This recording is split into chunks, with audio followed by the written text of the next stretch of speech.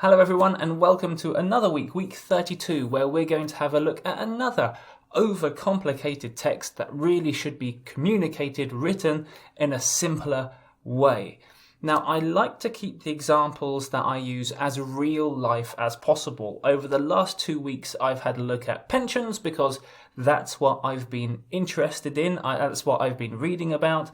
Today was the first time that I used InPost's services as a sender, so I took the opportunity to have a look at their terms and conditions, and I found one or two things that we should talk about.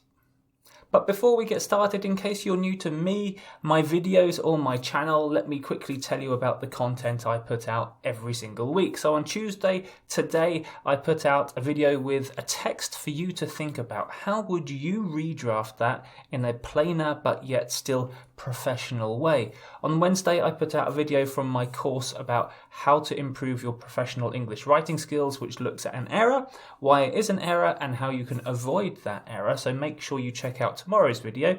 And on Friday, at the end of the week, I discuss the text that I ask you to have a look at on Tuesdays and give you my analysis, my interpretation of how I would redraft that text, telling you about the plain language principles that I use in doing so.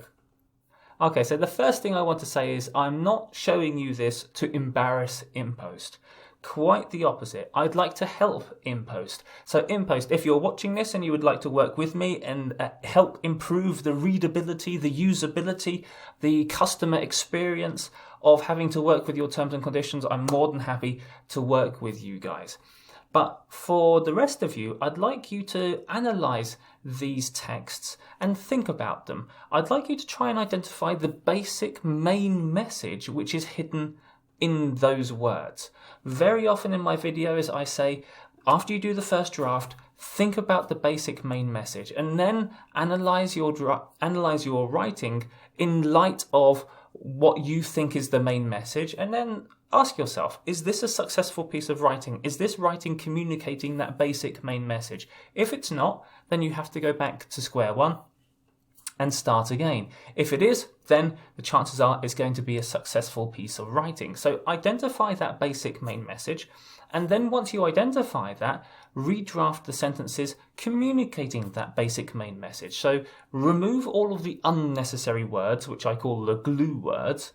If you want to find out more about glue words and working words, click the link below this video to see my video on that, and then use strong verbs to communicate that basic message. Okay guys, come back on Friday and have a look at how I did this, and you'll see that I've come up with a number of possible messages. I don't think there is one correct answer, or let me say that again. As a user, as a reader, it's very difficult for me to say this is the main message. And in Friday's video, I'll take you through that analysis of the text and how it could be understood in different ways.